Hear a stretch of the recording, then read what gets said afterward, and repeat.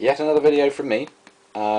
This time it's a rail diesel car from Proto 1000, which is a slightly less detailed range, but still excellent motors and well worth the price. So if you can pick up anything from them, they do very nice models as well. Most of it's gone now. I think they ended that line and carried on with the Proto 2000 series because it was just more popular.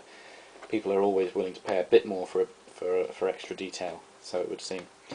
Anyway, this one is essentially the American equivalent of a one-car DMU.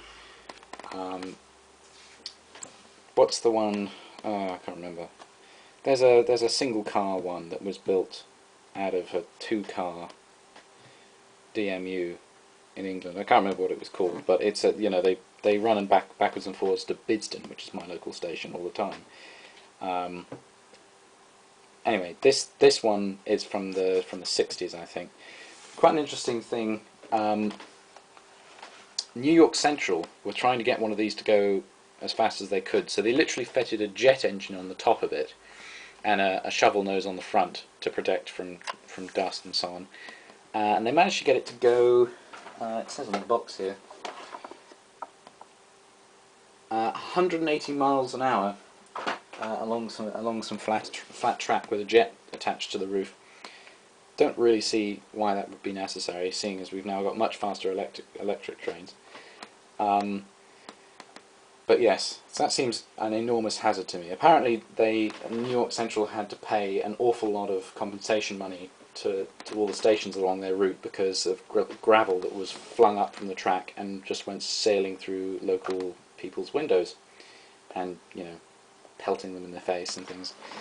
Anyway, that didn't happen to this one. This is a Northern Pacific one, so it has the nice little Northern Pacific logo at the front, which was always one of my favourites. In case you didn't know, most American railroads have a circular logo. I don't really know why that is. Most of them have some sort of circular logo, I guess because it's just easy to plonk on anywhere, and also it's easy to repaint. It fits on most everything. You know, there's always going to be a sort of somewhere on an engine where you can just stick one of those and it'll look great. Usually directly on the front, sometimes at the side. Either way, looks really good. Also on hood units, there's but just by the cab, usually just underneath the window, there'll be one of those as well. I'll show you one of those in the next video. Very nice model. Another one. Proto always seem to have engines with very satisfying whirring noises. Once you get it up to a higher speed, it gets a bit annoying, considering how little work it's really doing. It's not pulling any cars, it's just pulling itself. The motor is quite handily tucked away in here, behind this baggage compartment, so it leaves the whole of the passenger section clear. Yes, again, another word about the paint scheme. This is really nice. I really don't think I'll show you any videos of a bad sort of paint scheme, because I just don't run those anymore because they look so rubbish next to these. They don't look very good at all. I think again it's metal plated in some way, but it just doesn't look like it's a plastic sprayed plastic thing. Actually, I'll just show you the underbody or the truck side frame. There, that's an example of kind of slightly rubbish silver moulding.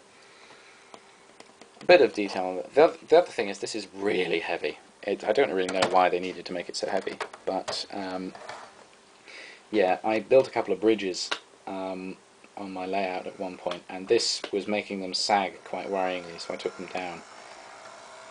The only thing I'd say that's not so good about this one is it has very weak lights at the front. You can probably barely make them out. If I just, yeah, really not that bright at all.